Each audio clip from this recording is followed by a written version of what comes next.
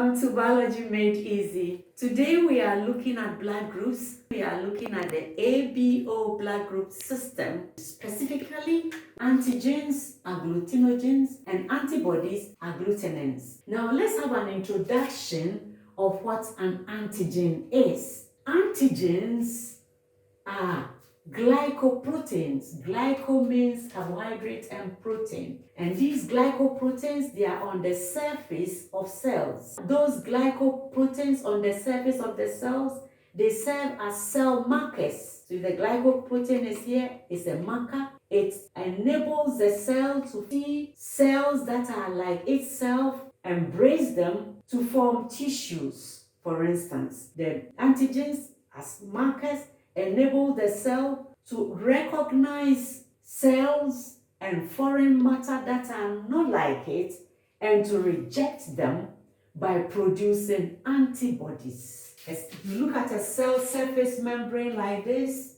small area I brought here, the cell surface membrane is made up of phosphate and lipid. And so you have phosphate, lipid. You have bimolecular.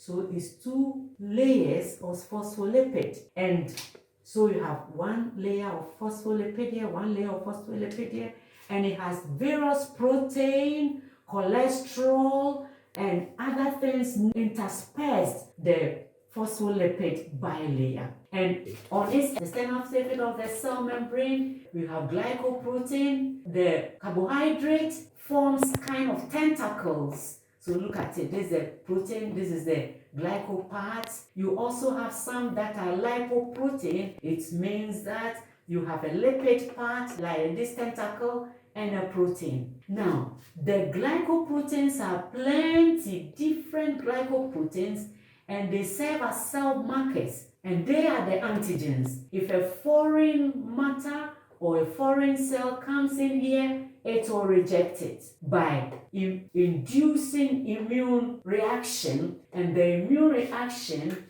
is to produce antibodies. So these are the glycoproteins, and the specific glycoprotein in the cell membrane, as we have said, that we are looking at is agglutinogens. And the antibodies that are produced, they are substances that are produced in response of what an antigen tells it to do. We are told that in the human body, there are about 100 million different antibodies that can be produced in response to various antigens. Good. Now, let's come in to look at the ABO blood group and its antigens and antibodies. If you have blood like this in a container, it looks red solution. But this red solution, if the red blood cells, RBC, red blood cells is taken out by centrifugation, you have the red blood cells red in color, and it is these red blood cells that has antigens on the membrane of the red blood cell. So the red blood cells taken out,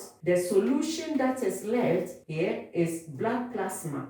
It's pale colored liquid, and in the blood plasma are the antibodies. And in blood, you have antibodies small a and small b. Where you have antigens on the red blood cell membrane, you have antigens A, B, or O. O means that red blood cell doesn't have any antigens. And the antigens are alleles. So they are proteins made in response of genes. Those are the antigens. So the antigens are alleles. So you have antigen A is an allele A, and allele A is dominant over allele O. And you have allele B, which is also dominant over allele O. And you have alleles A, B, they are co-dominant, right? So the antigen ABO stands for alleles ABO. Now, we have a table here. We are going to look at the blood groups. You see, the blood groups, they take their names from the antigens.